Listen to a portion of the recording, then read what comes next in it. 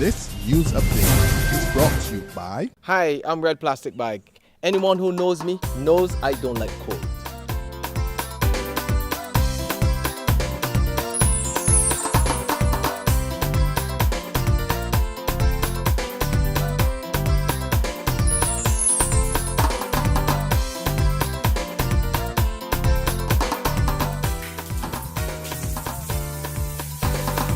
Sunshine reigns in my country. I love it.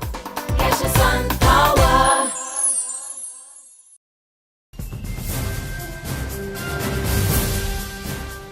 This is the Noon Barbados Today update for Wednesday, December 18th, 2013. I'm Kamar Jordan. The Umbrella Congress of Trade Union and Staff Association, C2SAB, and Prime Minister Frendo Stewart are holding talks at this hour on the impending public sector layoffs.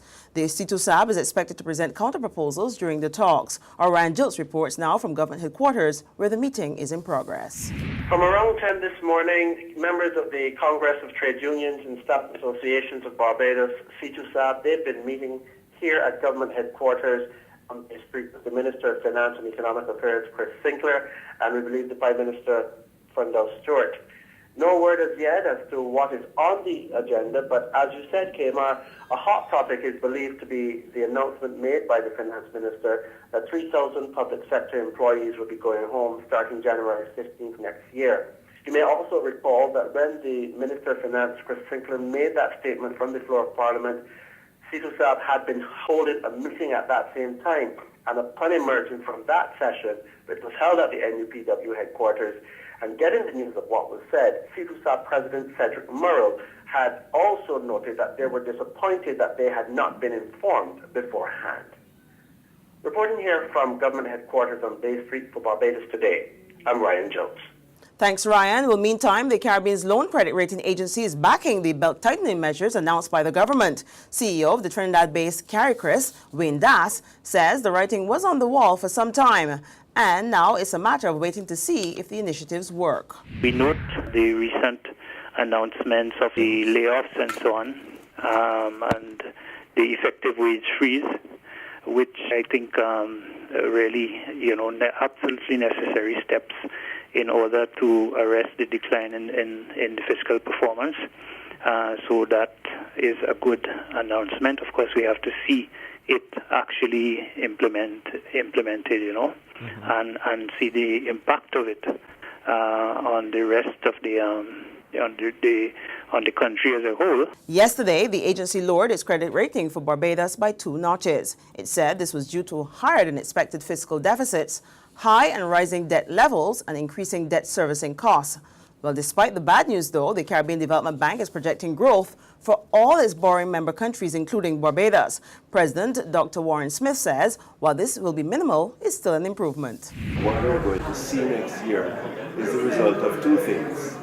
It is the result of some very hard decisions that have been taken by some of our countries to stabilize their economies, to begin to address those economic fundamentals, which, without being addressed, will represent instability and risk to a sustainable recovery. There's regional and international news after this short break. McInerney Quality and Consolidated Finance invite you to trade in your old car for a new one. So, bring your car and come to McInerney Quality in Wildy. That's right, all trade-ins are welcomed. Any make or model we'll trade towards your new car. Plus, you get 2 years free insurance when you purchase a Kia, Mazda or Ford. And with on-the-spot financing by Consolidated Finance, you can drive away with something new. So, bring your car and come to McInerney Quality in Wildy. All trade-ins are welcome. In regional news, there's been a temporary halt to attempts to change constituency boundaries in Antigua ahead of next year's general election. The Court of Appeal yesterday ruled that it must first hear an application by the main opposition party, which is challenging a lower court decision. That application will be heard in early January. Meantime, celebrations are continuing in Jamaica and around the Caribbean after Tasan Chin won the American talent show The Voice. Chin received a $100,000 contract and a record deal with Universal Music. Well done, Caribbean.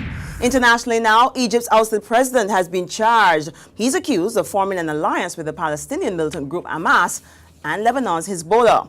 34 other people have also been charged.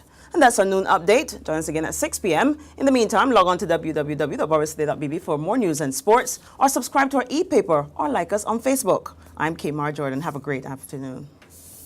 This news update brought to you by Hi, I'm Red Plastic Bag. Anyone who knows me knows I don't like cold.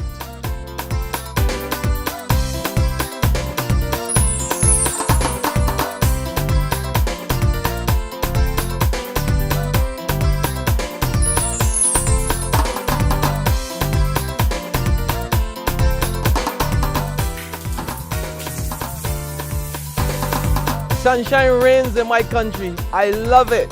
Get your sun power.